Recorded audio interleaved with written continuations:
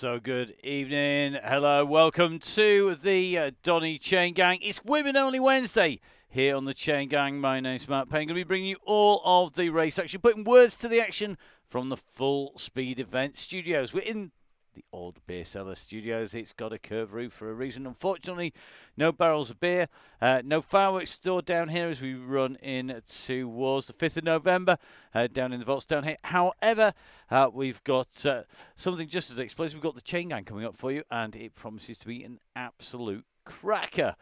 Cue lots of puns about erupting fireworks, etc., etc. Well, one person who knows exactly when to light the fuse. It is our Yellow Beacon, normally, who is joining me once again on commentary. Welcome, Emma. Good evening, Matthew. Really nice to be with you tonight. You caught me there having a little chat with our Yellow Beacon. Indeed, and great to see that you are busy basically keeping the whole show on the road down there, making sure that you liaise with all of our beacons, making sure everybody knows what they're doing. Yeah, indeed. And it's been fantastic over October and into November because we have had some outstanding yellow beacons, and thank you so much to them for stepping forward for us. And our red beacons, as always, absolutely keep the show on the road. So both of our beacons, yep, I've been on Messenger to both of them this evening, chatting away, and the lines are open all the way through. Which is exactly what we want, and it's a great big team effort here. We've got to say a massive thank you to everybody. We had an absolute cracker last night. It was a real tough ride because it's all part of the gritty month. The whole of the Chaingang only exists basically because we have people kind enough to donate to the DCG gang. They keep everything rolling. A lot of the equipment we use for the Chaingang is specific to that. We don't need actually all of the kit that we use for the rest of the commentary. And ourselves and Russ basically are reliant on those donations to cover the costs of doing this on the way through, and all the equipment I have a habit of breaking on the way through. Emma's yet to break something expensive. I'm waiting for that moment in time. It's bound to happen. It'll wear out, let's face it, with all the talking that we do.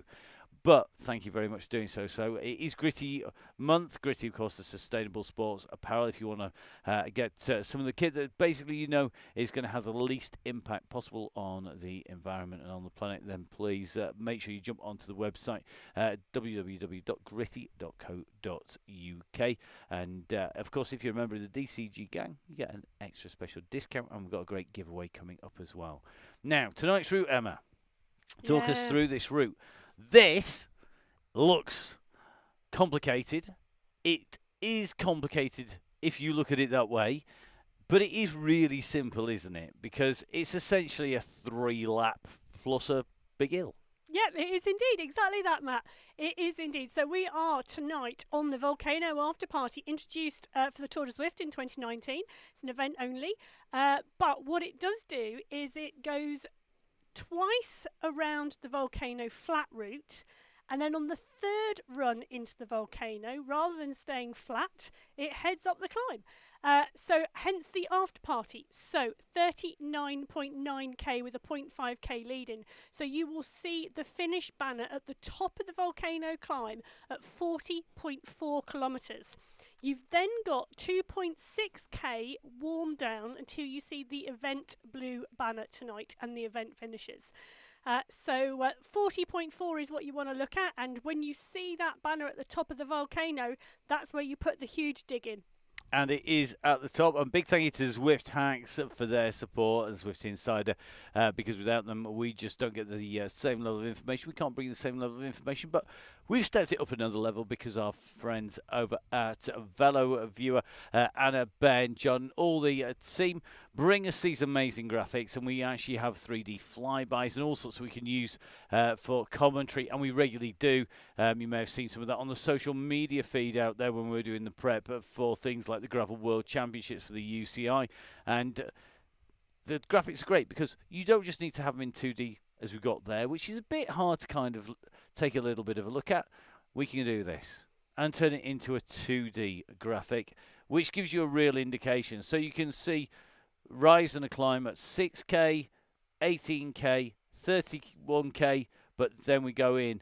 And the top climb, the very last part, Emma, it's tough, isn't it? The last 200 metres on the climb tonight, Matt, is the steepest segment on the 3.8 kilometres that the climb encompasses. And as you can see there are also some flats, and there's a slight downhill halfway up that climb as well. So there are some recovery points, and there are some segments of the climb, particularly early on, that the draft is still actionable on. So, you know, really smart heads tonight for that final climb.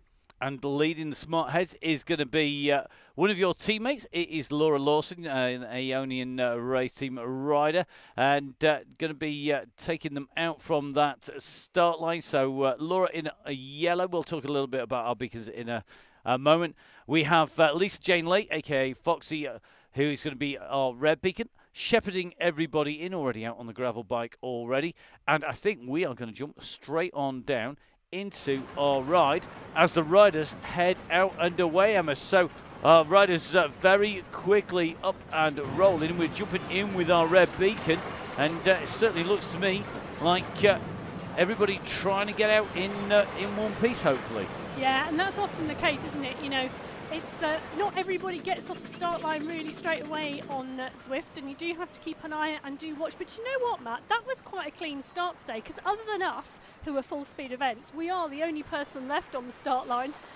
So looking at that, there's only a couple of seconds separating that group. So, you know, Laura and Lisa will be pulling that group together, forming that blob as they move away, tightening up around the yellow beacon. And it looks as though that's not a bad start off that start line tonight.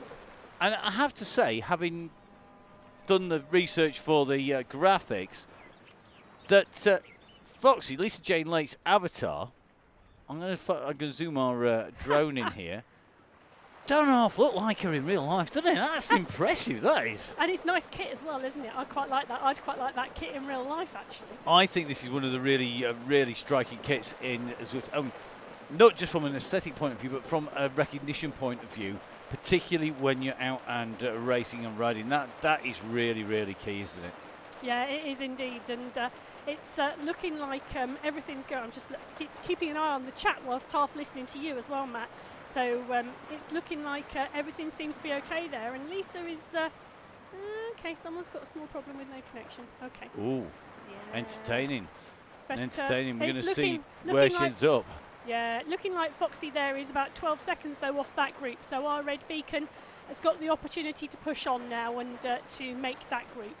Indeed, and Lisa Jane Lake now can decide whether she's going to go chasing after. I think Morrison is a late joiner and should be coming hurtling past. There we go. And he's going to be dropping straight in. We'll drop in with Morrison. Here we go. And that gang in here. Alison's dropped in. Just dropping in with Alison, who's got the kit in the red and the black there. So Morrison making away in already. And we're just going to try and work our way through a few of our riders. But it looks to me like Hawkins dead in the water at the side of the road. And that's going to be a jump out and a jump back in again. Yeah, it is indeed, and that is the joy of this. There is the opportunity to jump out and jump back in because we do have late join. So if you are struggling this evening and you have got technical problems, come out and come back into the event, and then you will drop in with the yellow beacon group. Yeah, don't panic. Don't worry. If your tech's not working, you literally have time to restart your whole system, jump back on again, and get back into the group. And that is key, isn't it? Not to panic and not to worry. Yeah, definitely. Absolutely, definitely. So looks like Lisa now distances a little bit from the back of that group. It's going to take a little bit of pulling back. I don't think Lisa's going to see too many people at the moment. We'll see. If I was Lisa, I think I'd be pushing as fast as I could to get into the back of this group. Maybe give a hand at the back, but we'll see how they go. Look good. So we've got Joanne Lee back in, one of our regulars here in the Atticus kit. Daisy Freer. 2 days in a row for Daisy. Daisy was riding yesterday on the tough terrain that we had. We had a new route, a handful of gravel yesterday. Tracy in here, and this is Terminator T2.0 herself in here with the Terminator shades on as well, you'll notice, which is a really, really nice touch that I always like. So the Terminator shades on there and coming through. Tracy saying, yeah, we definitely need to just ease as we go in towards that climb, just to let Lisa go back. I might suggest you send a few people back for Alison and co. Let's see. She's coming. She's more than capable of catching that group and pushing on now, and give her a bit of an interval session now to catch back on. But I'm sure if that group holds nice and steady, it won't be too long until our red beacon picks up our rider that's in between the two groups and gets back on. Yeah, and I think they're going to be working back together. Good to see that Laura is in here. Lala Lawson herself, the Specialised ambassador, in here in that very nice Specialised kit. We'll take a look at that when we get out from underneath the tunnels, because at the moment we've got very nice scenery, but in the tunnels you can't quite see everybody's kit quite as well, not even with our great cameras here. So Lawson, the Specialised ambassador, leading this out. I'll tell you something, there's a lot of Tron bikes here. There's a lot of riders who've spent a lot of time going uphill. Yeah, and they've thought about their route tonight, haven't they? I'd like to see which bikes are they on. A good all-rounder. Yep, definitely. I think it's one of those, isn't it, where it's getting that right kind of kit. So here we go. Tam dropping back here for Morrison. So that's another, I suspect that's another Aeonian rider on the basis it says AAO. So I'm sure, Emma, you know exactly who these riders are, and all by name. Not that it's not one of the biggest squads as well as the #1 squad on Zwift. Oh, and the team's been recruiting, Matt, for the next round of the ZRL. So we've had a whole flurry of new riders join us, which is absolutely brilliant. Anybody you're allowed to talk about yet? Oh, I don't know about that. Maybe, okay. Maybe as we roll our way through the programme. Okay. We will see. We'll see if we can twist Emma's arm into having a little chat about who's on there. I'm presuming you've still got the world champion in your team. Oh, indeed. Yep. So Lowe's is still part and parcel of AEO, though very proudly sporting the world champion band with an AEO logo on Zwift. So if you see an AEO rider on Zwift not looking like they are resplendent in the normal AEO kit, but having the world champion bands on, that is indeed Lowe's. It is indeed. Now, this is where the Red Beacon and those riders to go and get together are going to be able to push on to the group. Risky tactic, I think, for 1 or 2 dropping quite that far, but we'll see how that pace progresses on the way in. So the riders just coming up onto the climb. The ride warming up at the moment here on the Donny Chaingang. Our riders about to pop out from the tunnels here. If we take a little bit of a view, you can see those riders, pushing just up this little bit of a climb, just in with more. So let's have a riders here. So Nicholas Soden in here. We've got Ruth Taylor in, Joanne Lee, Fiona Booker in here. Tracy we've featured as well. Got Joe Jarvis once again. Emma Gilbert in here. Lisa Smith. I don't think I've got everybody on the way through. I'll catch people on the way back, I'm sure. Julie Bratton in. Good to see you on the gang, Julie. Got Elliot in, got Pip Morning in here as well. I think it's Harriet Robb, Sarah Louise Hawkins. Sarah's dropped in.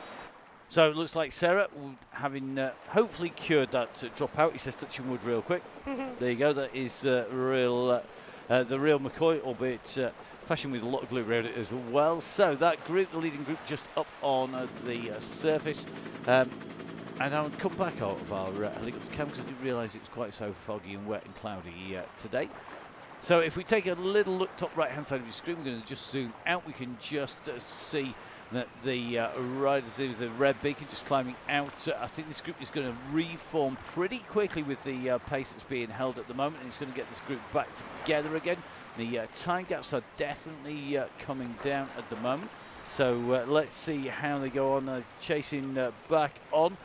Need to remember, guys, work together as a team and you will go much quicker. I absolutely guarantee it. Yes. So get that draft.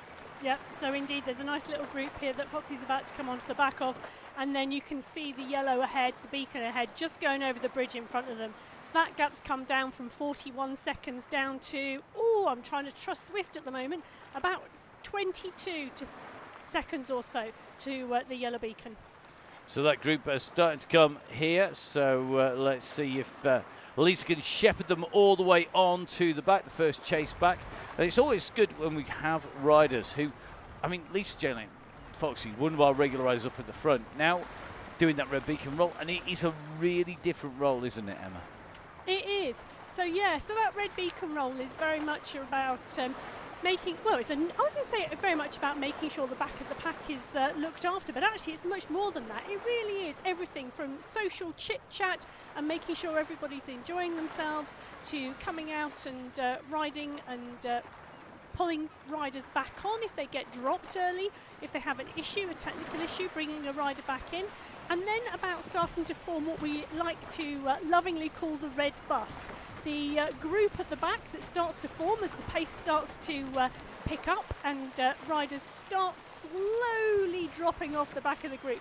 So that red beacon is an absolutely essential role. Quite often you find them talking about gin and cake. Definitely, and just seeing these riders in this group making their way on. I'm just dropping.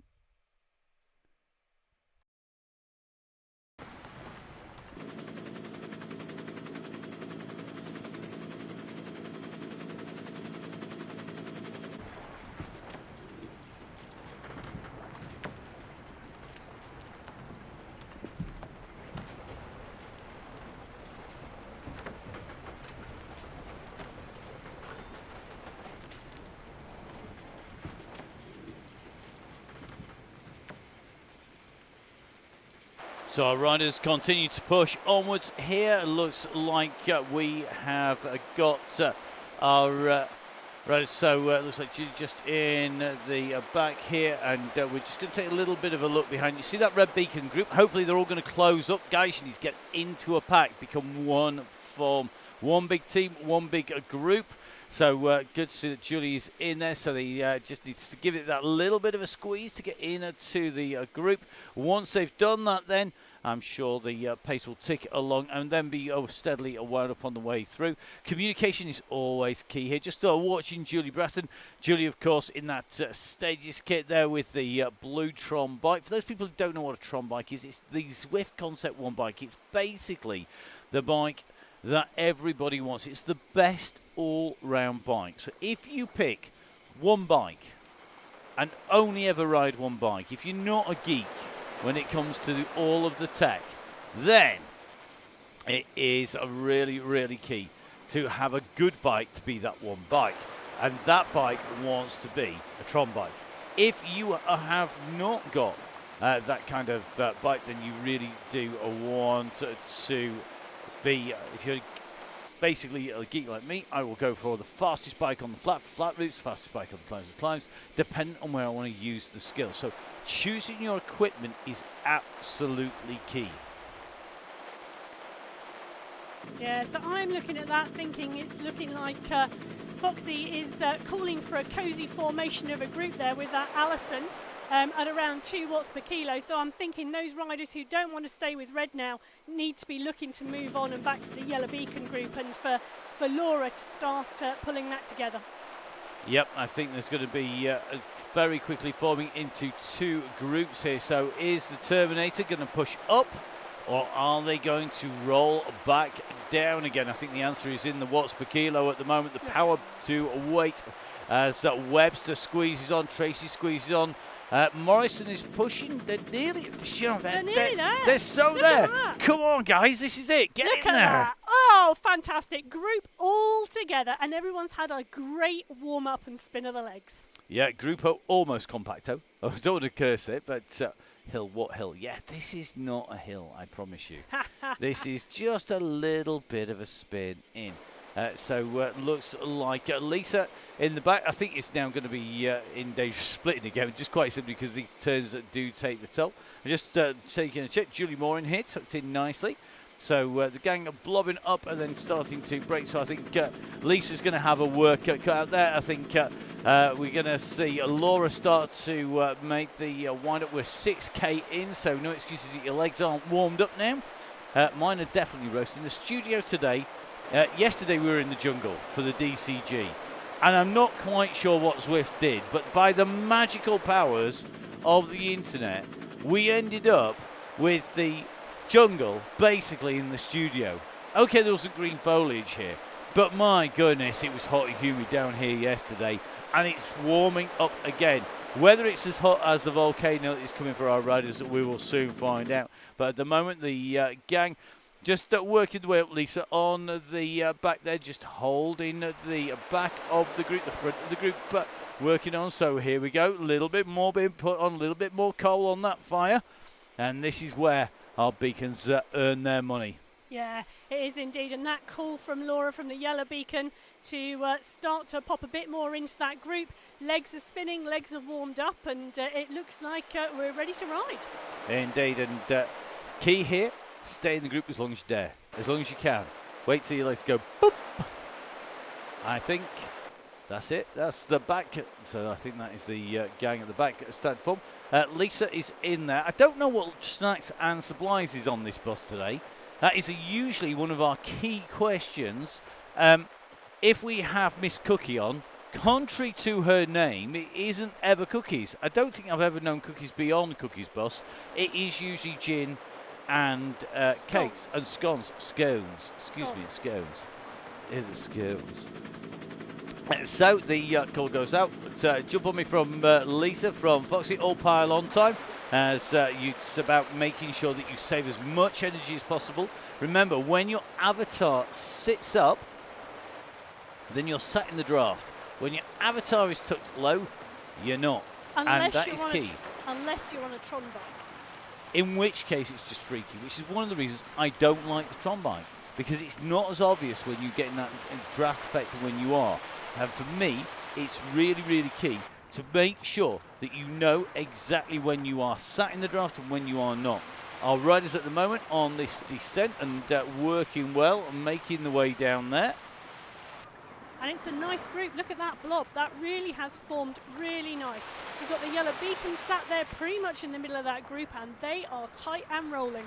They are, and they are heading in towards the volcano here.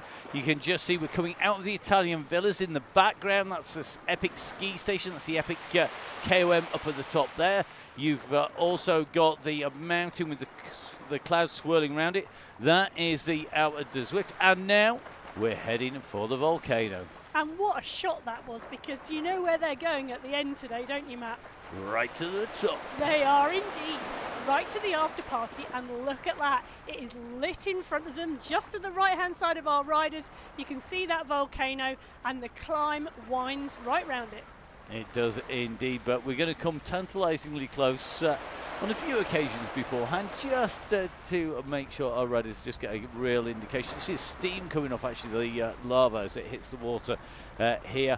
The mountain on the left is the Alpe de Zwift, and no doubt at some point the DCG will be going up there. I actually know when we're aiming on going up there, but I can't tell anybody yet. That'd be far too simple when we're heading that direction. We're bound to put it in at some point. It's a really evil, mean, nasty, and everybody who turns up and actually tries to ride it. Don't know why. Maybe we should change it. Maybe go to the Von Top instead this year. That's the most boring climb in the world ever, both in real life and, just as importantly, on Zwift. In fact, on Zwift, you can fall asleep and still reach the top. It is so dull. So dull. There are lots of other things to do that are far more exciting on Zwift. Then the Von Top, I agree with you entirely. So our riders on the way through now. Let's jump in with Aeonian rider. The Aeonian team. Tell us a little bit about the Aeonian team, Emma. Yeah, so AEO, or Aeonian, are indeed a women's race team. So they ride on Zwift right the way through every category. So a really inclusive team, from a Premier Division squad right the way through Category A, Category B, Category C and Category D. Multiple teams riding across multiple time frames with all around the world as well, Matt. So you can have riders on the same squads, on the same teams, from the UK, from the USA, from the Netherlands, from France, from all over, and that is the real joy of it. The fact that you've got not just a race team and a community to engage with, but I've already said that already, but a community to engage with. And one of the interesting parts is that there's a large number of dog owners, and we actually have an AEO chat group just for those AEO riders who own dogs. You see, I think that's really interesting. I think You that's the don't. first time I've been lost for words in commentary for a long time. Do you know I've done I've lost count of the number of world championships I've put words to the action to in the last 12 months, and I'm really come grateful for on. it. But I think that's the luckiest portion for a little while. I just like constantly looking at people's pictures of puppies. You know, what can I say? But you know, multiple teams and multiple riders, and it's a really great community. Matt is laughing his socks off down here. Do you know what? It makes me feel so much better about geeking off on all the bikes and all the kit and watching loads and loads of cyclocross and indoor cycling and trails. And we do cover a lot of cycling, and we are heavily involved. I mean, for those people who don't know, Emma, of course, not only riding but DS for the Squadron Director Sportive for Aeonian, a coach as well, former podium rider, and probably will be again at national mountain bike level at the National Series. Somebody who came initially from a running background, competing, a silver medalist at the JK International Orienteering, so a big sport background. Also a professor, so should know what she's talking about, and at least have done a research, and definitely not, as according to our postman, his image of a stuffy professor, that is for sure. However, just as importantly, Emma, with lots of experience on Zwift, actually is at a higher level on Zwift than I am, which is always a bone of contention in our household, but that's because she rides lots and I don't. Yeah, but I've since they opened up from level 50, which I was sat on for a very long period of time, it unfortunately has tied in with the fact I've not been riding. So I haven't progressed that far. I have got my fire socks, which I'm quite excited about. But other than that, I've not done much more. Indeed. So enough coffee talk at the moment. Just watching this group, looks like Morrison is going to be heading towards the gang. Going to be heading towards that bus. The bus working well here. Our two riders are making the way round. Currently only sitting 1 minute behind the gang. I love the fact Joe Jarvis has just put out, do non-climbers get a tow rope to the top? The answer to that is no, because otherwise I would have been buying them in bulk. I love the fact that Laura Lawson says, I'm with you, Joe. She can climb like an absolute mountain goat. She can. I mean, I'm thinking back to a team time trial earlier this year where she hadn't been very well and she came in last minute, and boy, the climb off the back end of that team time trial was phenomenal. And she was right there at the front till the end. I wasn't. I came off the back of that group and was one of the first riders off the back on that team time trial. So she can climb whatever she says. Yeah, don't believe her, everybody. It's just sledging, honestly. But so can Joe as well. Yeah, I was going to say, there's not. The great thing I think about Zwift, and one of the great things I really think about this course, is the way that it doesn't just reward climbers. Because if, like me, you can sprint and recover, you can actually treat it as almost a 5-stage sprint from bottom to top as you go up with a hard effort. However, if you are a big old sprint unit, you are still going to pay the price. The lightweight climbers are going to excel on the more on the climb than climbing sections as the rises than you will be able to sprint your way through. But it's very close, and it does depend on how well you execute it. Yeah, this particular climb is really interesting because, as I said earlier on, or we alluded to earlier on, the first part of this climb is actually not that steep, and it is draftable. So if you can go into the bottom of the climb with the group, you know, and you can stay in that group and you can take the draft from the group, you don't need to be putting out really big watts for the first part of this climb.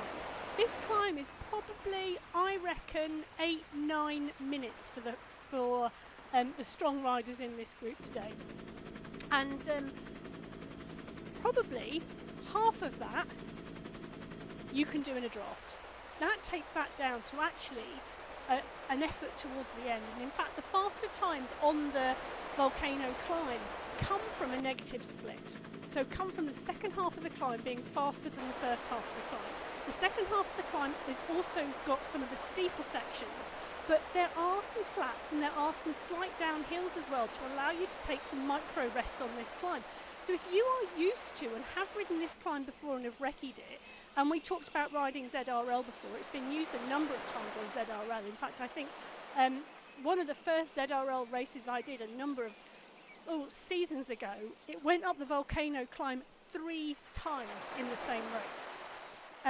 But if you are used to riding this climb and you know where those flat sections come, you know where the lower gradients are, and you know where you can draft, you can ride this with a really smart head, and you can be right at the front, because at the end, I think we were only talking about this the other day, the place you want to be at the front is at the end. Well, that's going to be very, very interesting to see this group working well here. And we talk about that draft. If this group manages to stay together when Laura calls the 3 Gs and the 3 Os, then if it stays this big pack, it's going to be really about being able to draft your way through those lower sections. What's the likelihood of that? Probably slim none, to be honest, because let's face it, this is the Donny Chaingang. It ain't easy. It is the Donny Chaingang. You're watching our riders as they come in and come around underneath the banner for the first time. Essentially now 1 lap done. And let's just give you a little bit of a reminder of that map in full. So just to give you a reminder of that profile, it's flat with then the climb, but the important bit here, Emma, it is that loop, isn't it? We are basically going to go around, we're going to do those 3 loops in and through and then onto the climb, and being able to stay in. I think for me, some of the key points actually are coming in through the Italian Villas. So that's the big loops directly underneath the text on the map. Yeah, and as you can see from the screen we just came from, we've pretty much just gone past the start pen. The riders have just gone past the start pen, so they are very close to the end of lap 1. So 1 more full lap like they've just done, and then on the next time out on the loop, they will go up the climb rather than come back in to the finish area where they're going to come through at the end of the lap here. So as you can see with that profile, a real steady long section before we hit that last, which is just shy of 4K, the finish. So our riders are working well at the moment. They are out on the course, currently at, well, let's make sure that we get the right distance. We're going to pick a rider who's not just joined on that late join. We'll go in with Webster. So it's going to be 13.6. So our riders on the way around the circuit and making the way in towards the tunnels. This group is holding the pace nicely at the moment. It's not dropping too many people out of the back of the group. Just taking a little bit of a look. It looks like Morrison is still going to be holding off the attentions of the red beacon at the moment.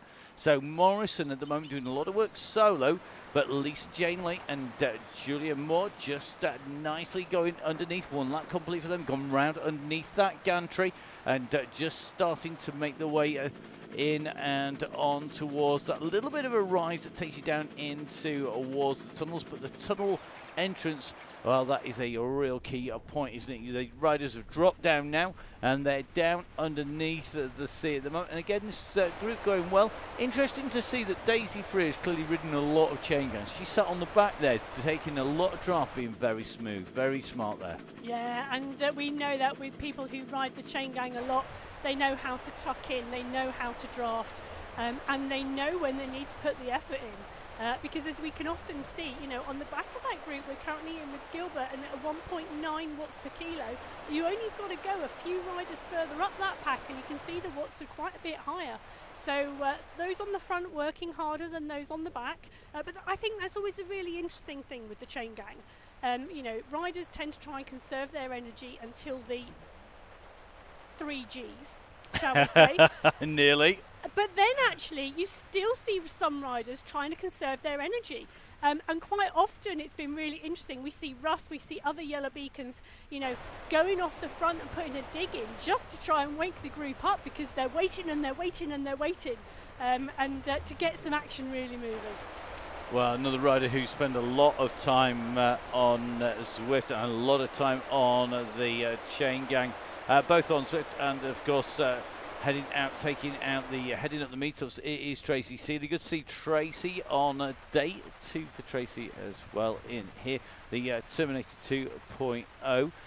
Just nicely tucked in there. Sandra McKay in here. So, Sandra, another of our riders. I think it's the Race 3R team in the there, just nicely sitting in with that pack, trying not to put in too much effort on the front, not to do too much work, save enough for when it starts to get explosive, and that is all down to our beacons. Now, we have been asked, the question has been asked, do we know when that trigger point is going to go, and how is it decided? Well, Emma. completely decided by the yellow beacon. There are sort of some unwritten rules. So the unwritten rules being, we come out of the start gate around 2 watts per kilo. Yeah, we make sure everybody is comfortable, everybody is in the group, no one has been left behind, and we form that blob. Then, slowly, the yellow beacon gets the opportunity to choose when they ramp the pace up. So from 2 to 2.5, from 2.5 to 3, to 3.5, to 4 if they want to, completely up to them, completely down to the yellow beacon choice. And then that oh, no, I'm not going to say it, the 3Gs. Thank you. That dreaded 3Gs, again, is totally up to that yellow beacon. Often they will debate how the pack is riding, what the pack is doing, what the general feel of the ride is. Sometimes with the view that there might be a good fast 20 minutes at the end, but then you start to see the pack get used to that, Matt, which I think is really interesting. Because when people think there's about 20 minutes left, you start to see them making sure they're all tucked in, making sure they're right on the shoulder of the yellow beacon, making sure they know exactly where the yellow beacon is. It's really interesting trying to watch the group and how it behaves when they think it's going to come. So sometimes our yellow beacons go long, sometimes our yellow beacons go short, and it completely depends on how they're feeling on the day. It does indeed, and some riders, Russ I'm not going to call him predictable because he's not, but Russ is fairly consistent. If you learn how Russ rides, it can help a lot, and it does make a difference. I think no matter how much you study somebody like Jimmy Allen, who is known as the Wolf for his unpredictable and violent tendencies of letting the go happen, it is definitely happens. I mean, honestly, there is no predicting when he's going to attack. He could attack out of nowhere. He goes long. He's totally just going to be anywhere, and he really is. He's like a proper mad dog, and he's one of the nicest guys I have ever met. I remember riding one of the, I can't remember if it was a Tuesday or Thursday, but I know Jimmy was yellow beacon, and he let the 3Gs go on the steepest downhill section. I think we were coming off of Box Hill or something in London, and he let it go. And if you are a lighter rider, someone lighting the fire under the ride on a steep downhill section of around 9%, I don't think I have ever ridden so hard down a hill on Zwift trying to stay in the group. And do you know what? That's all part of it, because that's what keeps it different. We are constantly looking at different courses. I've got to say, the amount of work that goes in from Emma and from Russ, and plus the odd mad inspirational moment from yours truly when he gets out and actually turns the pedal in anger and goes off and races some of the routes on Zwift. We try and give it lots of variation. We don't want it the same every single day. That would be boring. Nobody wants it. Who wants to do that? Come on, let's see it. Let's face it. It's about making sure that you know what's coming up when, but at the same time not knowing what the beacons are going to do. You know it's going to ramp, you know it's going to pick up the pace, you know it's going to get interesting, you know that you are going to find the riders going to be getting twitchy the further into it we go. But that doesn't mean that people know what's happening. And I think having that variety is part of the success of the Chaingang, and the fact it is a big community as well. Well, that's it, isn't it? And the key thing is to stay around yellow. Absolutely stay around yellow until the 3Gs take place, and then if anybody's game. So we are taking a look at the moment, aren't we? We're in with Daisy Freer, but that group is really tightly packed together, and our yellow beacon, Laura, is at the front of that, tapping away really comfortably there. You know, they're coming up to 30 minutes, Matt, and it's a really comfortable pace at the moment. It doesn't look as though it's stretching or anybody's got a problem on the back of that. Well, I always like to look at it and go, is it one line? Because the dynamics of Zwift are so good. What it does is, I think, the big thing with Steam, with the Zwift platform, is it takes the best bits of riding outdoors and group dynamics, and it makes it fun.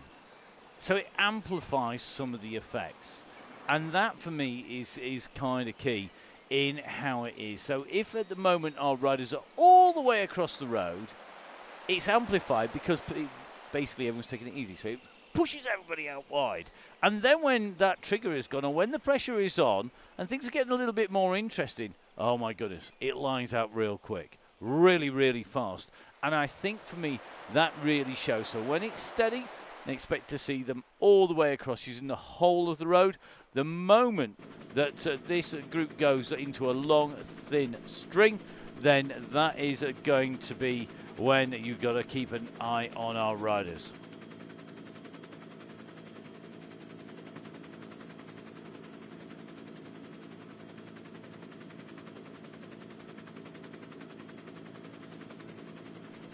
So here on the Donny Chaingang on the WOW DCG, our riders now 18 plus K covered, 35 minutes of riding done, 72 meters of climbing with our beacon. It is Laura Lawson herself, the specialised ambassador, the Ionian rider on the front. Our yellow beacon, we've had some amazing yellow beacons, and we've got some more amazing beacons coming up.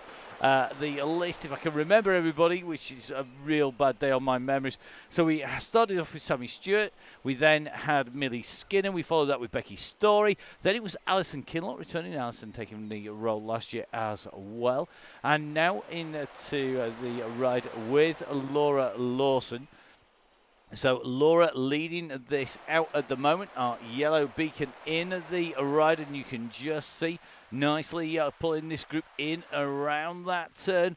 So with the gap starting to appear to the red beacon, I think there's going to be a lift here. Oh, I think she's so kind.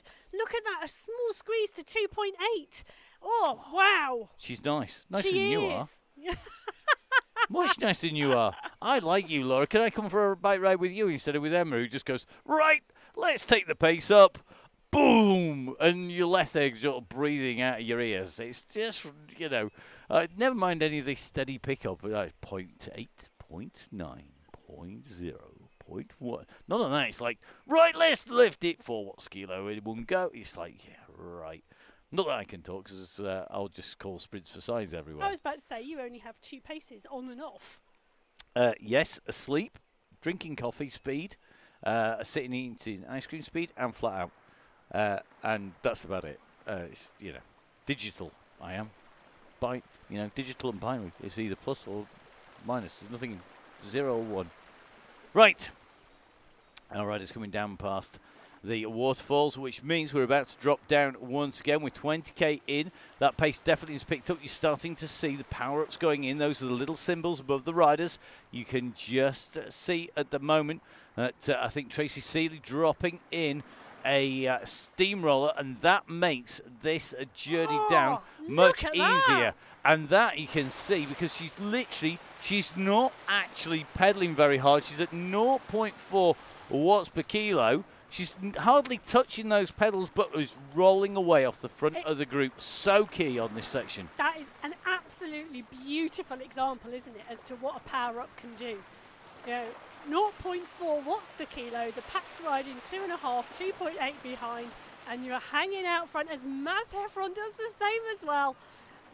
It's how I get an easy rest as well. I think for me, this is the only section of the course that it really is useful. But oh my goodness, is it useful on this descent down here?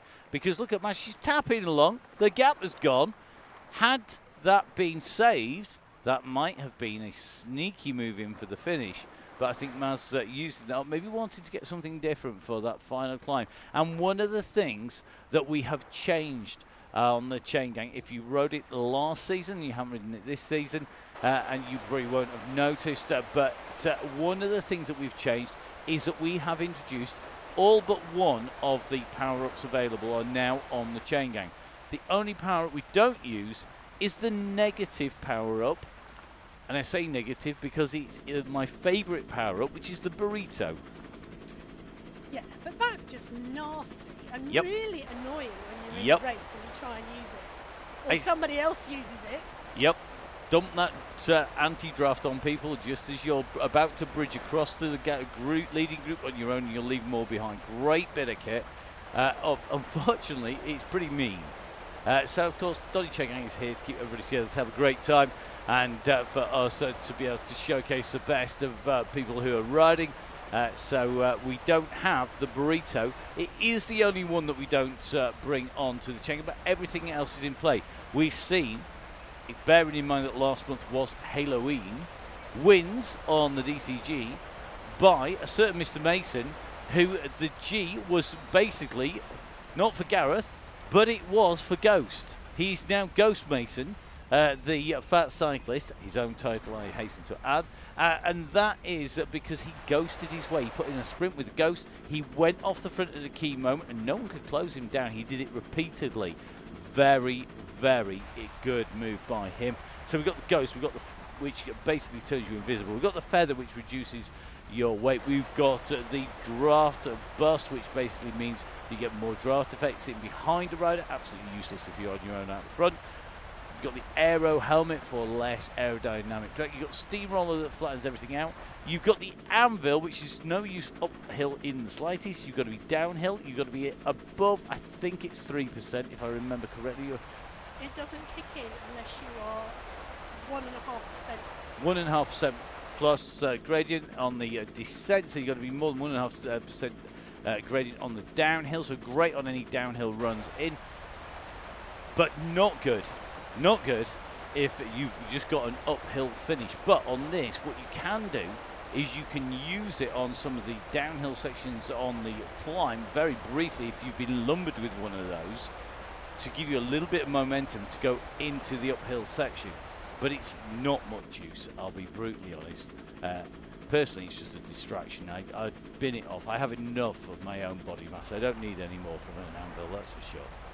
So our leading group, just ticking over the top there, Tracy Seeley, our Terminator, making sure she's staying with that yellow beacon. She's a rider who knows what she's doing here. You can just see the riders now at 21.8k covered. We're just in with John Lee at the moment, who is riding nice and smoothly in this group, just tucked on the back here. And I think going to be keeping on pushing in. So I think our beacon will take a drop back whilst we can. So Morrison in this group here, looking really good here. Alison Morrison and Lisa Jane Lake. The Busters form, they're going to be tapping their way in and looking good at the moment. Daisy Free at the back of the bunch. We're going into our volcano. We'll head out on our next lap. We'll go out and round, and then as we come round from the villas into towards the volcano, we'll be taking a right-hand turn into the volcano centre. We'll come round the opposite direction through this section, and then back on to the climb. Yeah, I think it is getting hot in there, and I'm sure a number of the riders are getting a little bit hot under the collar because they've got around 18k to go until they get to the top of that climb where that finish banner is, and I bet they are all watching our yellow beacon at the moment. I bet they are. I wouldn't be deviating a millimetre from there. So Lisa Smith in my graph I have read. Not surprised. A lot of people are going to be on there. Foxy, we don't need to know that. That's probably on the too much information, the TMI moment. But if you started with anything but the bare essentials to get onto this ride, you are in trouble because it is going to get warm. Yeah, it is going to get warm, and it's only going to get warmer. And I think, you know, a fan is absolutely key for what's coming. I think it is. The other thing that I would always suggest is a good wicking underlayer. Good looking vest. Underneath to get away the perspiration and the glow. That's the one. I don't swear, I just glow honest. Tracy, have you not got a fan? Oh my goodness me, I don't know how you do so much riding indoors without a fan. Can't be done. Not properly. Should be faster with one. Actually, don't get one, Tracy. You're quick enough as it is. Don't need any more speed. That is for certain.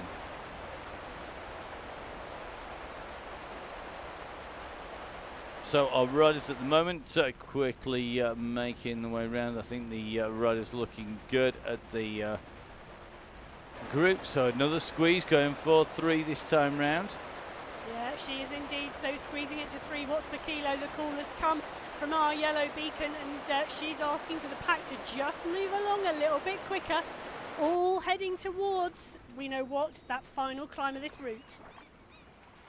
Is indeed the group looking good, still just about holding together, still not seeing people disappearing off the back of this bunch, so everybody's holding the pace. Are we going to start to see people struggling? Just keeping an eye. Pip Morn's ridden this Chaingang plenty times. She knows what she's got in front of her. She knows what's going to start to happen. This is where things get very, very interesting now. Fiona Booker having to push hard here to stay into the script. Come on, Fiona. This is where you need to dig in. Just imagine there's a canal at the side of you and you've got to not fall in it. Come on. Oh, so Fiona Booker, I'm looking at the screen at the moment. I think Fiona is just on her phone, which is tricky to see the pace changes and what's going on. But she might have a screen as well, but it is looking like she's riding on a phone. Great to see Fiona in. With the Chaingang. Greg, her brother, a regular on the Tuesday and Thursday. Oh, he was good yesterday. He was absolutely flying yesterday. He went ill on the attack with the eventual winner, got pulled back and couldn't go with the winner, who was an incredible ride by Harry Hudson. Both of them riding, of course, National Hill Climb sort of stuff.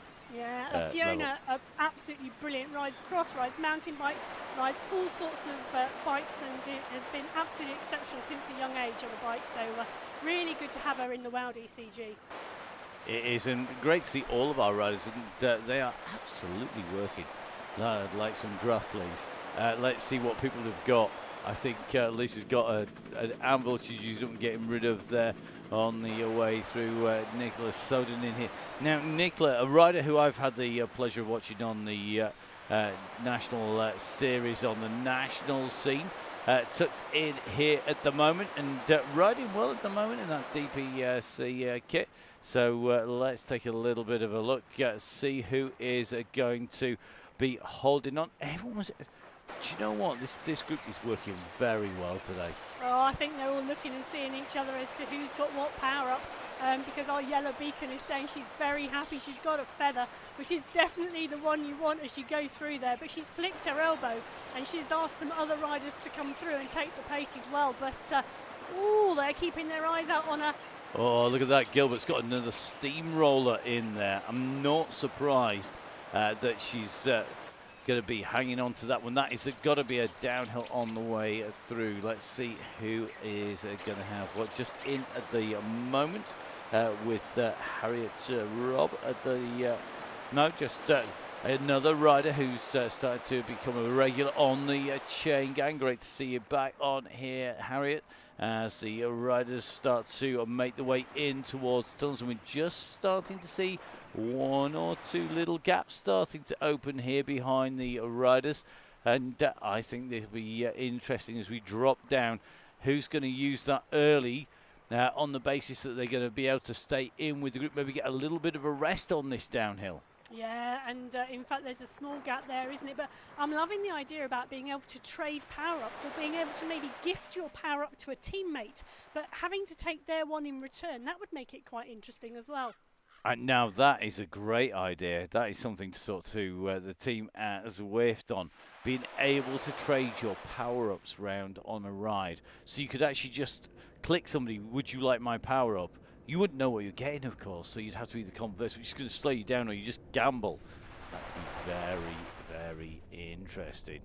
let's have a little bit of a look. So they're on the descent here. Elliot going down. Daisy Freer was just dangling off the back of the pack. She's got straight back in there, no messing about. And this team looks everyone's just riding really strongly at the moment. And there's nobody that I'm looking at this thinking, yeah, they're gonna have an issue here. No problems at all. Just seeing Webster move from the front, from the back to the front of the pack here, and gone for the lightweight wheels now. That is really, really interesting here. That's a full-on lightweight set of wheels. So let's take a little bit of a run. The front group working well. Let's take a little bit of a check on our group here. So looks like Alison Morrison and Foxy, Lisa Jane Late in there, doing a great ride here at the moment, coming around the side of the volcano. That little kicker coming up around that rise, no problems, and nice pedal-cated stage, just getting out of the saddle just to keep the revs high here. And this is what it's all about, isn't it? Supporting the rest of the riders. It is completely and utterly, and it's a ride for everybody, and supporting them and actually through this ride and improving little bits every week.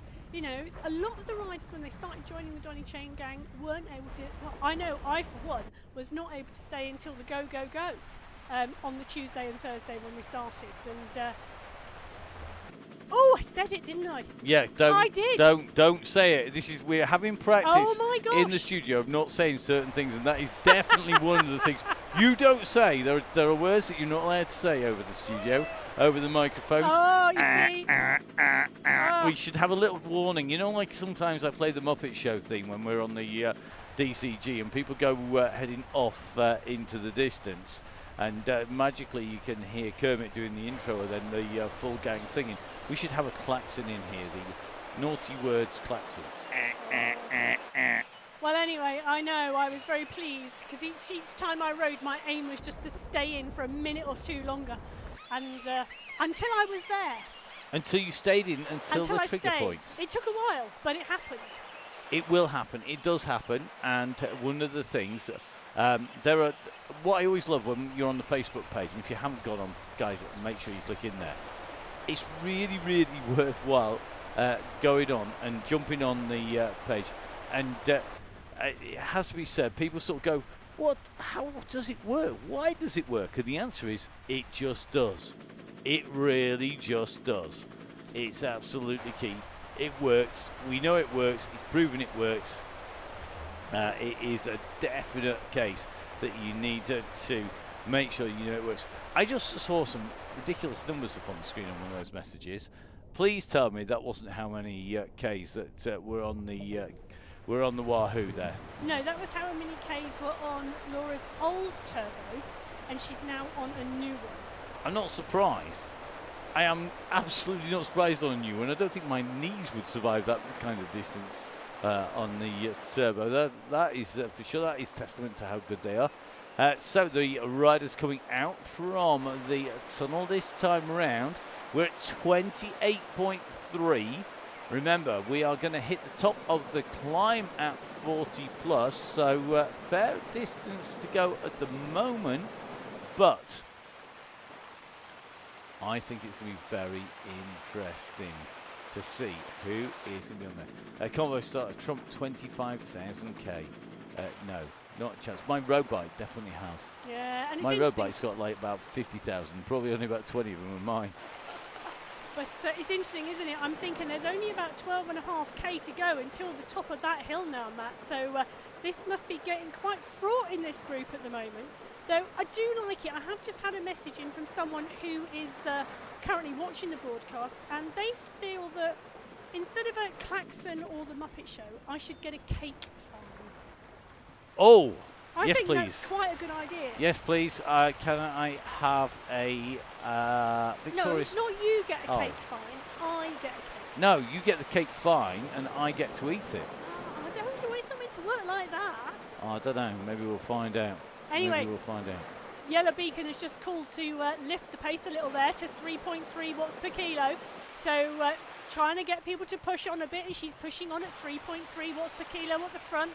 Bratton's just put out 4.2 to go with her and to close the gap. So the Beacon is pushing it out a little bit at the front, whilst I am getting confirmation on my message board that apparently I have to provide the cake. There you go. It's a good job because mine will be inedible. So just in with Joanne Lee as that pace has been lifted here. The ramp is taking effect, but you know what? We're not losing bodies yet. Let's see what happens on this climb, because this is when things will get very interested indeed. I think we're going to start to see a few people struggle with this pace now, because it is a hot pace that's coming in to the climb here. It's not the easiest section. It rises and then levels and rises again. And I think our first rider just being a distance. Will the bunch keep that pace up? Can they hold that pace up? Or will they find that they are going to start to lose more and more people? I expect if they can keep the pace, a string of bodies behind. Oh, some really good riders in that group, Matt, and I don't think this is too challenging for them at the moment. But you are right, there are also some riders who, well, it's not that you're not capable of holding the pace, it's the fact that if you lose your concentration for fractions of a second, this group are travelling at about 38 kph at the moment. If you drop your concentration and there's a small gap of around 1 second, trying to actually close that gap with the pace these riders are moving at is so hard. And you know, often the hardest effort is to get back onto the back of the group. It is, and you can just see that Laura Lawson here on the front with a yellow beacon is really starting to apply the pressure, turning the handles on those thumb screws on the power meter, just really keeping the pressure on the riders at the back of the group to not go pop. Remember, if you do get distance, don't panic. A, there's a red beacon behind coming, sweeping around through, but B, just because you go now doesn't mean somebody who doesn't go later won't go and explode even bigger still. So they may have to dig in, and their legs may well and truly fall off the wheels, come off the wagon in a spectacular fashion later on. We do see people who get distance now pass people on the climb. It's not unheard of by any stretch of the imagination. No, that is really true. We do indeed see that, particularly with climbs and routes. You know, just keeping the power on the pedals and keeping it strong. When people blow, they come back to you. Never underestimate the fact that riders come back. Definitely not, and I think there's a lot of nervous bodies. Nobody's wanting to take the front on here, and Laura Lawson's having to do this all on her own. There's nobody helping out on the front. She's sat there, she's ticking that pace along, and everybody, look at them. It's just one big queue behind it. It's like, right, okay then, yellow. Now, we're going to sit on you because we do not want to do a jot of work until we absolutely have to. And I'll tell you something, I think Laura Lawson's going to know she's been on a yellow beacon tonight. Oh, do you know what? They're mean sometimes, that group. It is not fair, Laura. It's not, it isn't. But do you know what? You get the last laugh. Yeah, she does indeed, because she can pick the really mean moment to let it all go and to really rip this apart. The question will be, when is it going to happen? We don't know. You don't know. We find out pretty much the moment, or maybe a little bit after you do, depending on what we have to do simultaneously at the same time. But the group are going to be in danger of letting the yellow beacon go. The go has gone. Here we go. The go has gone. And Lawson is on the front here. If she kicks, she could go clear and really make some serious damage. But look at Joanne Lee. She was straight on that, as was Nicola Soden. And Soden has got to be a contender for this climb. Remember, this is a rider who can ride really strongly uphill. There's a great picture on her Zwift profile of her at the Monsell Hill Climb, the legendary hill climb, not too far from us here in the Full Speed Event Studios. But look at this. The pressure is on. There's some serious watts being kicked out now. Yeah, there is, and that yellow beacon is in the bottom of that group, and I think anybody who's look at those power-ups go down through this as Heffron, and the AEO riders are looking here with the right power-ups at the right time, but can they break clear and work together? Well, that would be great, wouldn't it? Can you imagine Maz and Joe going clear here and taking that gap and able to make the gap clear? Who's going to chase? Because remember, there are no rules. There are no limits. You can ride as hard as you want. You can go solo all the way to the finish. You can work with your teammate. The restrictions are off. And yeah. Who's going to chase? Are you going to chase? Would you chase this, Em? Well, that's a really good question, isn't it? Because it's an AO 1-2-3 at the moment, and they're letting the yellow beacon do the chasing work from behind. But if Maz and Joe can get together and actually do this as a 2-up time trial, they are both really strong riders and they know how to get their heads down and work together.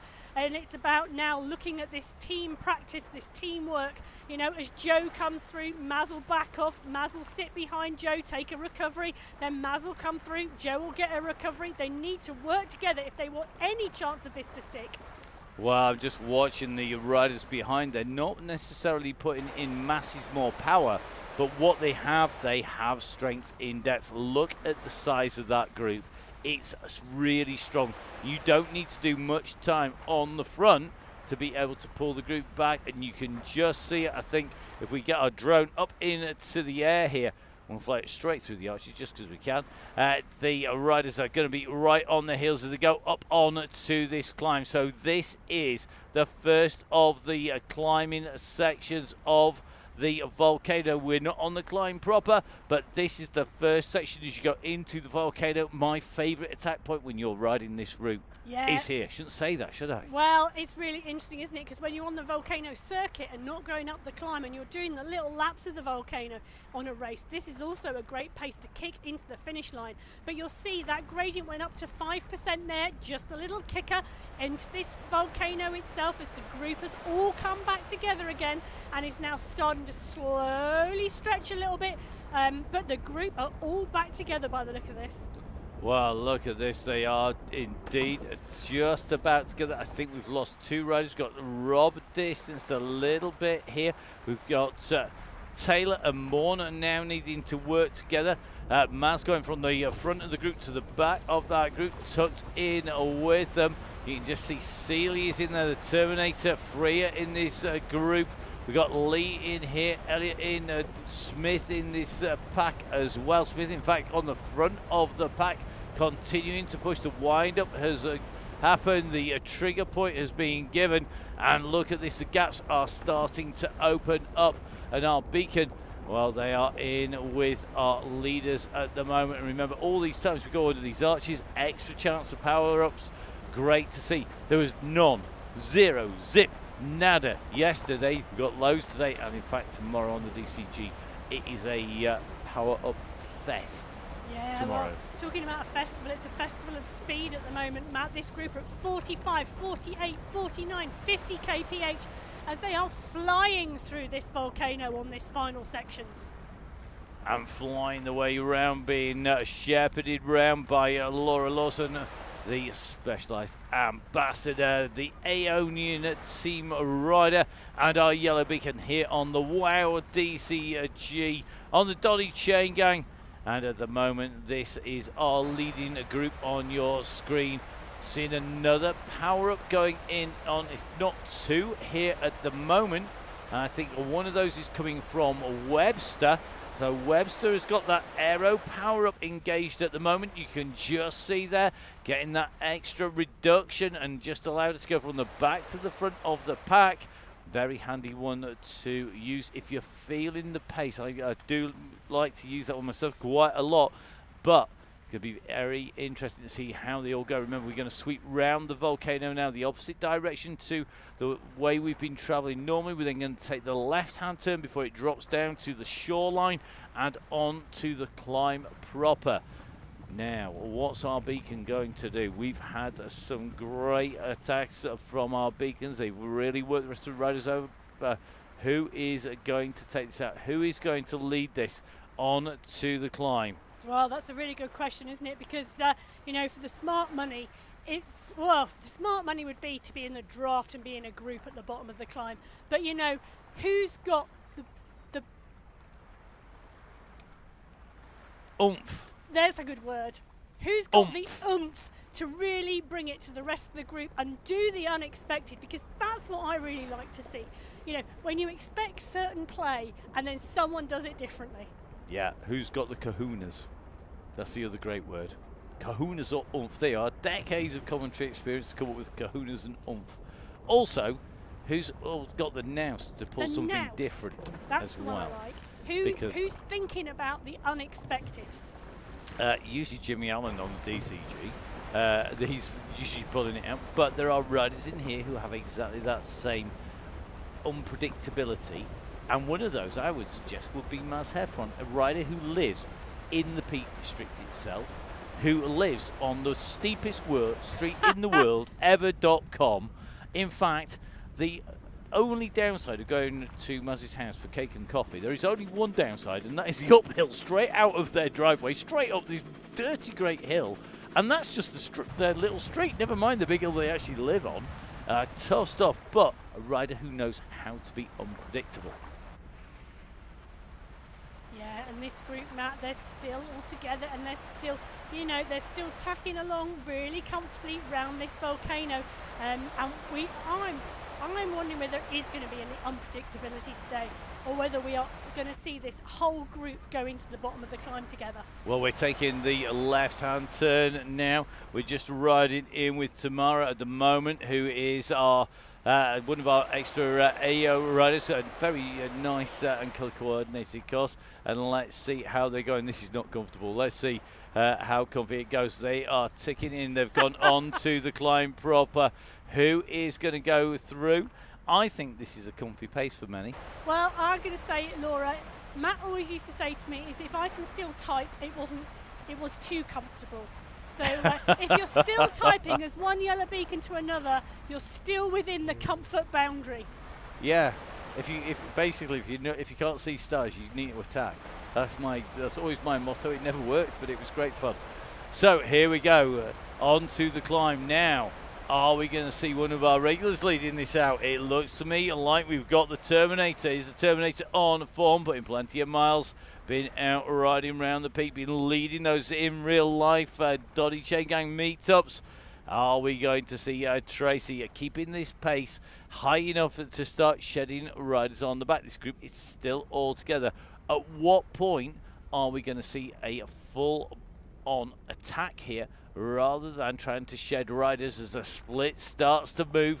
There's a split occurring. It's starting to open up here, Emma. It is indeed, and we've got a rider in no man's land at the moment, just hanging off the back there, but hopefully about to close that gap onto that front group. And we're starting to see on the top right hand side of the screen, you can see that blob now forming a much longer snake on the road as riders are being stretched with the pace at the front. And they are starting to be stretched here, and don't ever take any bets off me, because it looks like Maz is starting to feel the pressure here. Fiona Booker just tucked on a wheel. Then it's going to be Emma Gilbert. Gilbert continuing to push. Then it's Morn. Then it's Taylor. Then it's Rob. Then it's going to be our Red Beacon group, who are making their way in across the Long Bridge into those Italian villas. But you can see at the moment this group is being stretched, with Lisa Elliott tailing off from Joanne Lee. If we take a little bit of a look at that, that is one long line. And if we go right up to the front, it's Daisy Freer, who is heading up the Arrowhead right up on the front. Oh, and she's really putting the power down and actually taking this climb to these riders. She's saying, if you want to beat me up this climb, you are going to have to work really hard, because there's about 3k still to go on this climb, as that slight descent then goes back into a kicker, and the climb is now at 5%. So solo rider on the front, Daisy Freer, then Nicholas Soden, Tracy Seeley, Tamara is going to be in the Tamara Deven in the gang. Chasing at the moment, Lisa Smith in there, Laura Lawson. We got Webster in the mix. That's Angela Webster with the Canadian flag flying there. It looks to me like Hawkins, Booker, everybody is in this mix. Who is going to be able to take it out? Freer at the moment is taking this on the front now. Freer is a regular rider in the DCG as well as in the WOW DCG, so on the Open Tuesday and Thursday rise, as well as on the Women Only Wednesdays. And Freer is making a really good attack here. We can just see where she is relative to that volcano because of the powers of our fantastic drone cam. You can see just flying along through the volcano right in the center. And if we take a little bit of a look behind, I think we are now down to what is 4 riders chasing. And that is going to be Tamara, Lisa, Tracy, and Nicola. And then behind Nicola, you can see the gap has opened to Joanne Lee, Laura Lawson. It's going to then be Angela Webster. It's going to be Lisa Elliott, Julie Bratton, and Fiona Booker, Maz Heffron in that group, that chasing pack. But right up on the front, Daisy Freer leading this out. She's got about a second on the road here as we come up on to these slightly higher reaches. You can see we're gaining in altitude. It's a long way down to that beach side at the moment. Yeah, it is a long way down to that beach side at the moment, and this is some pace she's setting here at the front on this ride, Matt, as she continues to keep a constant pace that she's obviously very comfortable with. But her heartbeat is sitting there. I'm just jealous. There's no way I could get 194 beats per minute. 195, 196, she's ticking up.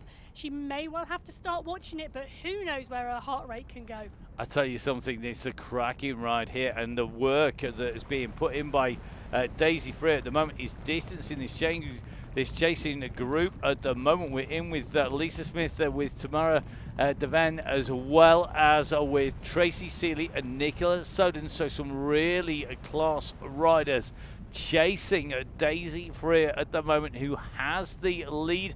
If we zoom out on the map, you can see that we are going to very shortly come to the point where there is only going to be one more circumnavigation of the slopes of the volcano, one more lap effectively around those slopes. Remember, of course, as we spiral upwards, those laps decrease in length, which means that time is running out for the riders behind. They are now at 5 seconds, and Daisy Freer is on a ride here today. Yeah, she really is on a ride here today, Matt, tapping out a really comfortable pace for her. It's not a comfortable pace for anybody else today on this climb. You know, she looks like she's got this under control now. Her heart rate is just sat really, really steady, and she is just ticking along, and she's now established an 8-second lead over Smith and Tamara. Indeed she has, and I'll tell you something, I can't see this coming back. This is some ride, because Daisy Freer is continuing to push, and I think the only thing that's going to stop her now is if she has timed this wrong and she's gone too hard, too deep. But she's going to need to blow spectacularly. It's going to have to be bigger than any kind of volcanic eruption we've seen since the big blowout in Alaska, I think, last time around with Mount St. Helens, because it's got to be that kind of style. The legs have literally got to explode and pieces rain down everywhere to lose 9 seconds. 9 seconds. This is a serious gap now. It is, isn't it? It's a serious gap, and it's a serious climb and a serious effort, as there is less than 1k to go now at the front of this WOW DCG tonight. And look at that time gap. It's 10 seconds to Tamara and Lisa, 15 to Soden, 18 to Tracy. But you can see with our helicopter shot up over the top, we're going to jump off it because we are nearly at the top of the climb.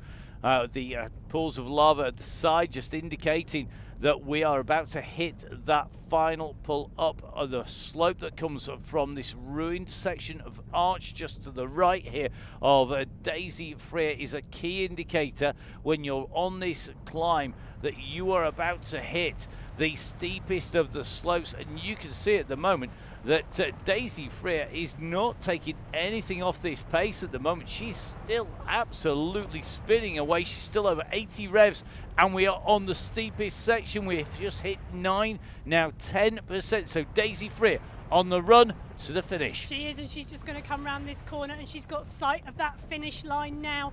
She is tapping up this climb. 10% drops to 9%, and she's got a long view now into that finish line, and this is the steepest section of that climb as Daisy continues to ride and continues to push, and you can see she's going under that banner first. Underneath she goes. What a ride by Daisy Freer.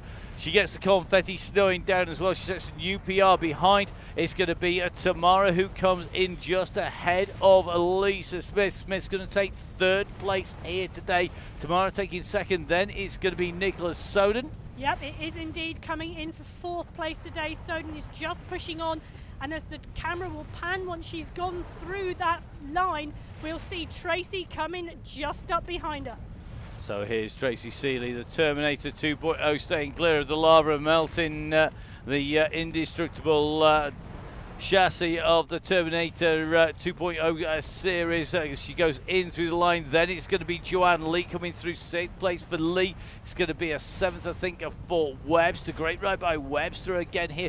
Look at the number of PRs from these riders as they come in and through. As we see our yellow beacon, Laura Lawson, the Ionian squad, comes up and over the climb. Laura backing up very quickly. Look how quickly those rests came off. It is. There's 2.6k still to go till you find the blue banner, everybody, which is the end of the event. Plenty of time to spin your legs out and warm down. You will come across that blue banner around 2.6k after the finish line at the top of this climb. So great riding by Fiona Booker inside the top 10. Hawkins and Elliott coming through immediately behind here. Gilbert, the next rider in through the line, currently in 12th, making the way in and through. Julie Bratton making her way in. Maz Heffron coming up over the top. Joe Jarvis is on the slopes. Maz just come up over the top, just easy enough now. This is where it pays to really put that effort in. If you save something for this last kicker, this is where you need to engage it. Look at the slope. You can see the riders coming back down in the opposite direction and taking some rest, spinning those legs out as on to the climb. At the top of the climb comes Joe Jarvis. Great ride by Joe today, and great to have her back on the ride. Absolutely fantastic to have Joe back on the WOW DCG, and great to see her back out and spinning those legs up this climb, as that banner cannot come too soon, I don't think. Well, that is true. I think for anybody who's ever ridden this climb, we all know just how tough it is. Just before the 40k marker, we've got Pip Mon, just getting a grandstand view of our riders coming back down, and see our yellow beacon come flying down and heading off into the distance behind. Now the final slopes are coming, and you know at this stage it's going to be pretty painful, this next section, but it's not far before you reach the top. That's it, isn't it? And you know, once you are at the top, you just go round the circle at the top, and then you're on the descent to spin those legs out. So whilst it's great to see everybody giving lots of cheer and encouragement, it is just that last little bit and that last little push around this left-hand bend until that banner comes into view. So as Morn goes up and round that final bend, she's seeing that banner in front of her, and saved the feather till last. Perfect timing of that power up. Look at it, there you go. 10% power up. Yeah, right on the peak of the climb, right on the apex when you need it the most. Pip Mon puts in that power up. Great riding there. Very, very smart move to engage it at that point in time as she goes in up over the top of the climb. Great riding there as she makes her way up and through that finishing line. I think she's being chased by Ruth Taylor, so Ruth on her way up at the climb, currently in 17th position. We're just going to take a little bit of a check back. So Ruth, she's on the roof of the world. Ruth is on the roof of the world, on the way up to the top of the climb. About half of the circuit of the volcano left to get up to the top, and a number of riders out on the course. Good to see Ruth here with one of our regular cross riders, and mountain bike rider as well, of course, has been a regular on Zwift. Yeah, and a regular last year as well, so really good to see Ruth joining us tonight, and what a finish to join us on. It is a killer last section and a really hard effort, so absolutely fantastic to all of our riders tonight, and thank you once again to Laura Lawson for taking on our yellow beacon duties, and not forgetting Foxy with our red beacon. Indeed, and the riders are well on the way in to the climb at the moment. Behind Ruth is going to be Harriet Robb. Harriet, another great ride by Harriet here today, and just coming alongside the the side of the volcano, just a little bit behind. It's not all that far. It's only 25 seconds at the moment behind Ruth Taylor as she comes up on to this climb. So Ruth currently just about to come into the super steep section at the top. Harriet Robb working well at the moment, just coming around that turn, coming in just behind, and then we're going to have it's going to be Morrison and Lisa Jane late, just making the way up in towards the climb. So Harriet chasing Ruth at the moment. Ruth, though, is on that steep section. Look at the revs: 60, 59, 58 revs per minute, 57. It shows you how steep this is. This is where you think, should have listened to Matt and put my turbo trainer at 20%. Oh, I don't know about that, but it is terrible, the fact that the end of this climb is the steepest bit, because you think you're there, you can see that banner, and yet you've still got to turn your legs up a 10% climb. But then the gradient starts to give, as it's doing for Ruth at the moment, and about 1%, and it flattens out actually. Look at that. It flattens out as you literally go under that banner. And a new personal record on the way up there for Ruth. No surprises to see that on the Volcano KOM, the Chaingang riders dominating the top of that at the moment, and great to see those quick times up here as those riders now start to make their way out from the ride.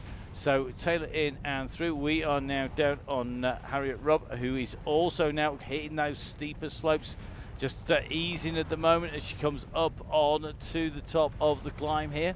Yeah, and 55 RPM at the moment shows you just how steep it is for Harriet, as I'm sure she'll be breathing a massive sigh of relief as she goes under that banner.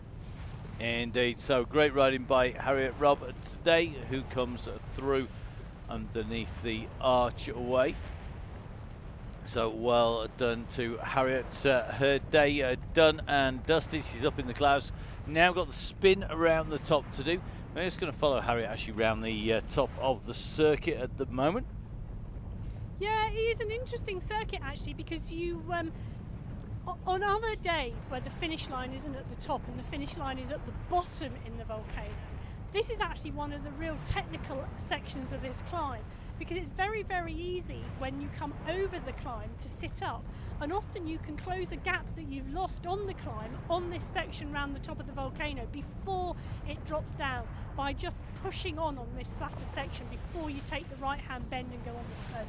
Indeed, so just all watching Harriet just continue to push on it. It is a real tricky one, isn't it? And it's how much have you got left. I always try and save a little bit if we're racing up and down this thing, just for the top section, because if somebody's been struggling just as they go up onto it, then it really does make life difficult for everybody else as you go steaming up and over the top. If you can really put a dig in just on that last little bit, it is worth saving it. Not that I'm ever in contention for the win, but just in my own little group. And that's one of the great things, isn't it, about riding on Swift?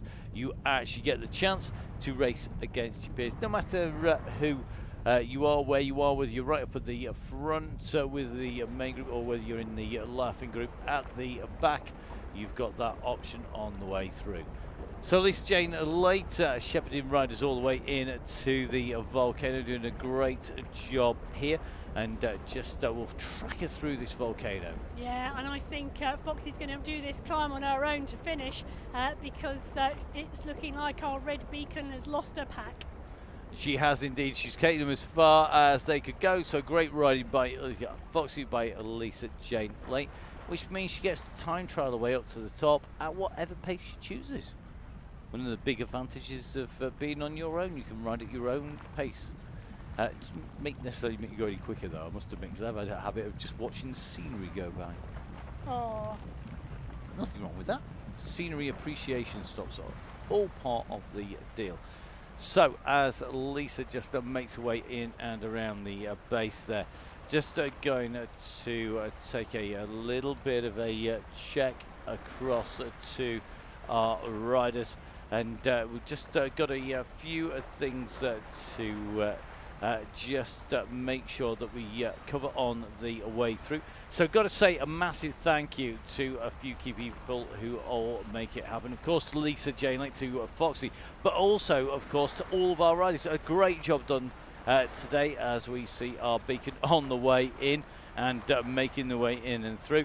And got to say, the riders today doing the Chaingang proud. Now, the people who are members of the DCG gang, the Donny Chaingang Supporters Club, thank you ever so much if you have donated. If you can't afford to donate for the month or for to the end of the season, then those random little donations, they all do add up, and they all help pay for all of the hosting and all of the software and all the bits of kit that we break on the way through. That means that we basically can keep on going. We've got to say a massive thank you to everybody who supports those members of the DCG gang. You see them at the bottom of the screen there.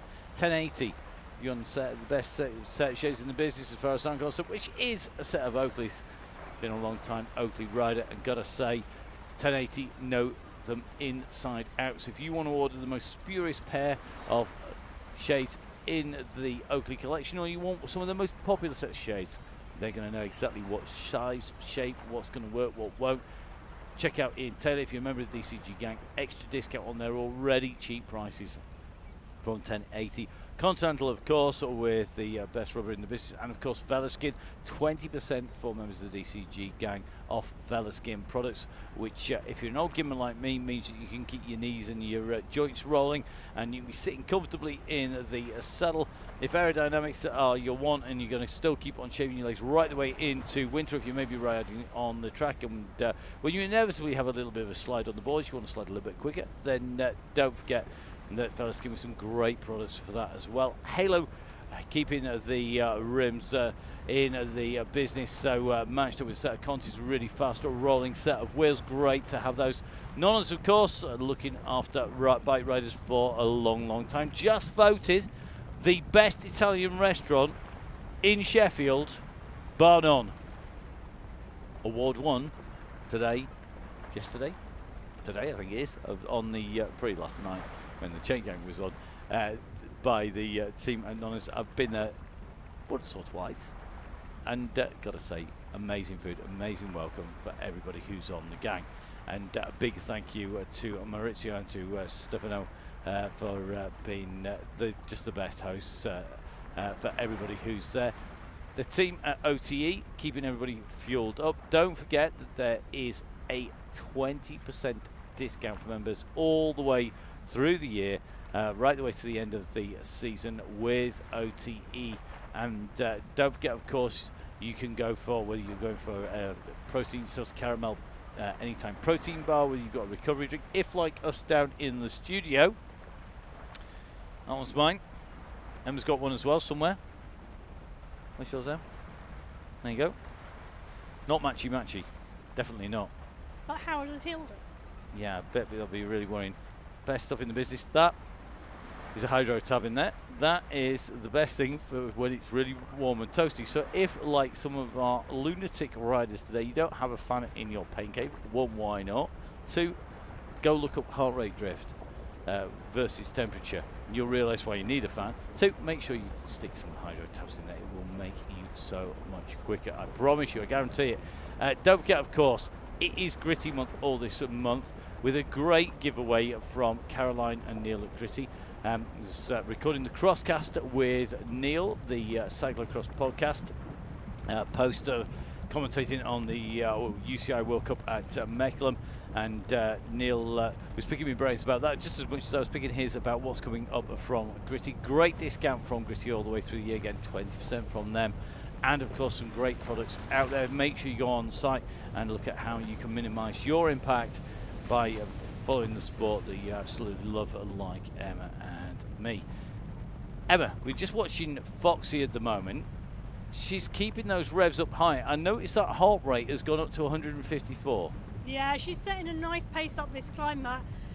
The rider with her on the red beacon dropped out and has left her to be able to ride at her own pace up this climb, and she's doing just that, setting a nice pace, ticking up comfortably, and having a nice little push at the end of her ride.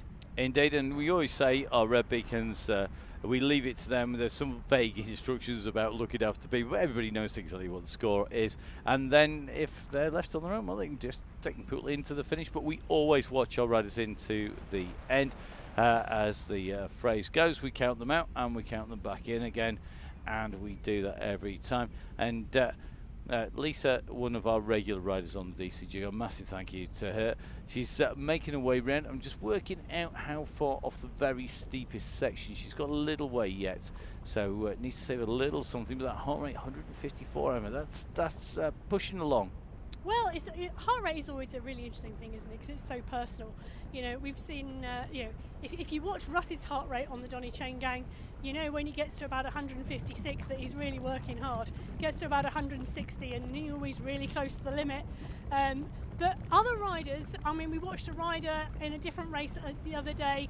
Her heart rate hit 207 beats per minute before she blew. Ouch. And she really blew. She was chasing down an attack and she thought she could make it before the finish line, but she absolutely went pop. But her heart rate was at 207 beats a minute at that point. So it is personal and it is, you know, the individual's range. So you do need some interpretation.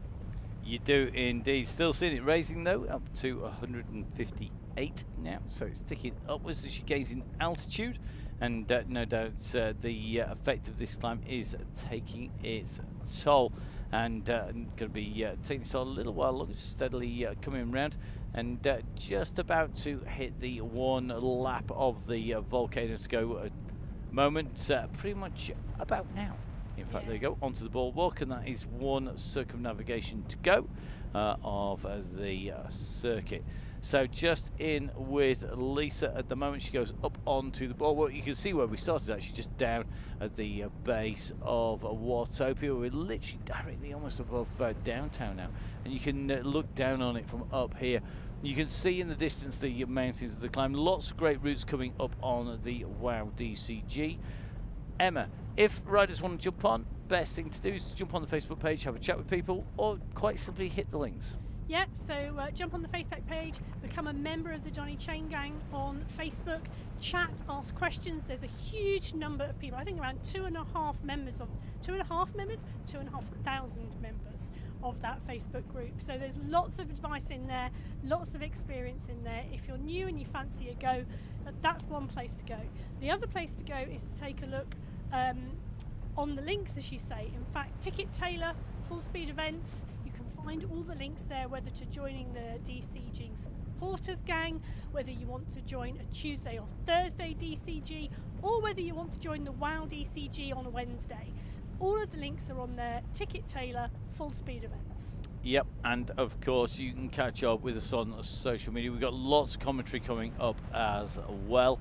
And don't forget, of course, make sure if you have ridden today that you tag your ride in. If you're putting it up on social media, please do tag in at Biking Emma, tag in at Full Speed Events, tag in at Matt Fix the Pain, and tag in the Donny Chaingang and Russ Downing as well.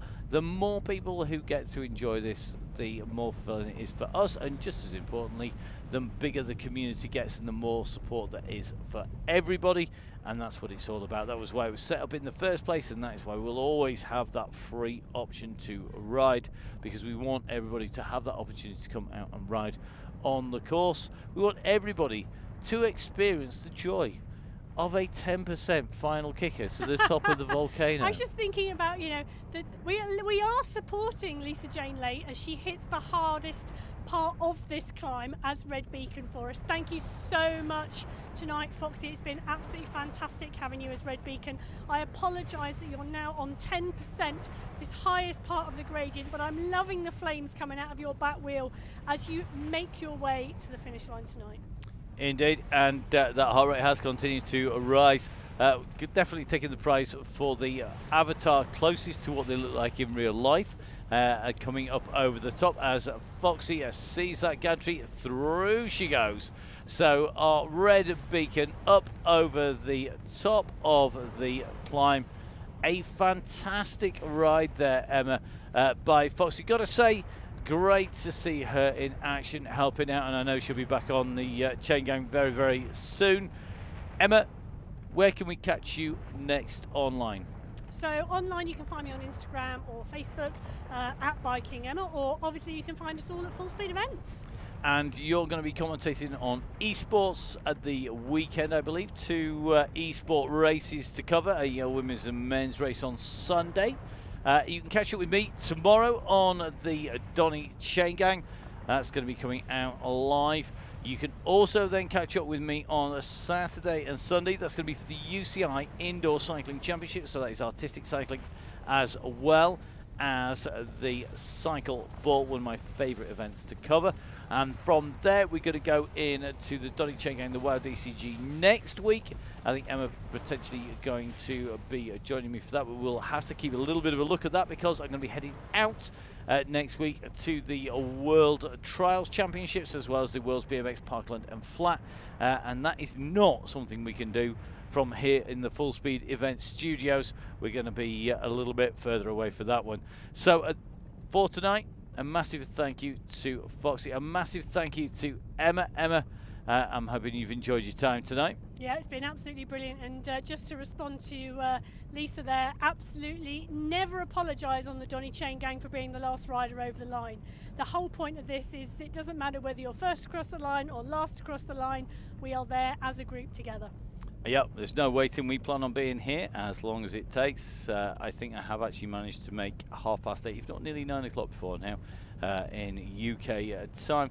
And we're a long way off that, don't worry. And even if we went into the early hours, you still find us here. We might have drunk a lot more coffee. We might well have gone for snacks and supplies to the raided the Red Buses supply chain, but it would happen. So yeah, definitely one of the golden rules: don't ever apologise for being last, because you've been enjoying the view the most. That's kind of my moral for the day for you. So with that, Emma, thank you for being here. No, thank you. Really good to join us all tonight. And thank you from me, Matt Payne. So we see Elisa heading off into the distance. A quick reminder, guys, support the people who support the Donny Chaingang. We'll be back tomorrow. Russ in action once again as our yellow beacon. We've got John Garfer from the Royal Navy Royal Marines Cycling Association. Get it right, Mr. Payne. Deary me, you'll be put on a charge for that one. And remember, of course, that if you do get the chance to donate, please do. It just helps us keep the show on the road. I hope you've enjoyed it tonight. We'll see you again soon. Bye-bye.